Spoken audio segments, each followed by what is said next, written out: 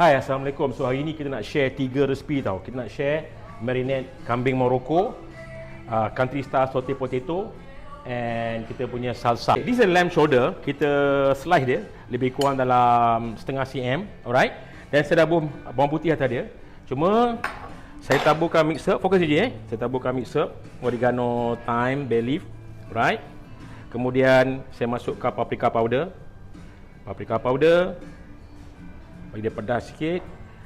Sedikit chicken powder, sedikit chicken powder dan sedikit garam. Right. Sedikit garam.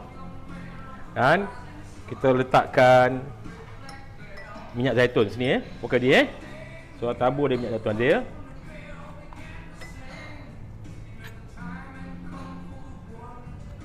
Okey. Kenapa kita letak minyak akhir sekali? Kalau kita letak minyak awal, minyak tu dia kalis air. Jadi barang tu dia tak resap lah. Jadi kita biar lebih kurang 10 minit. Okay, this is lamb shoulder ni kita dah marinate tadi. Kita just put like that.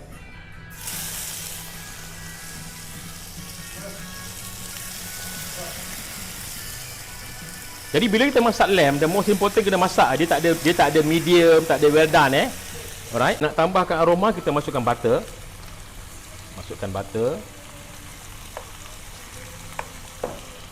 Fokus sini dia Dan kita just turn dia. Okey, dia kalau sedap ikan kambing ni, you bakar menggunakan bara api.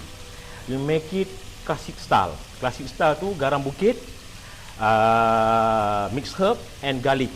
Tak payah you nak bawa rempah ke kicap, tak payah.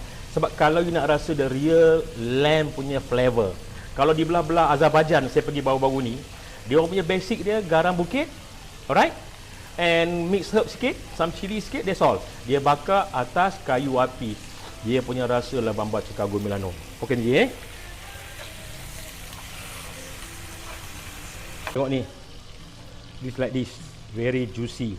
Jadi ingat, kalau kita masak lamb must be well done, no medium. Sekarang ni kita rasa. Okey. Ni dia. Bismillahirrahmanirrahim. Labamba Chicago Milano. Sedap tak? Lembut kan? Okey. Kejap lagi kita plating.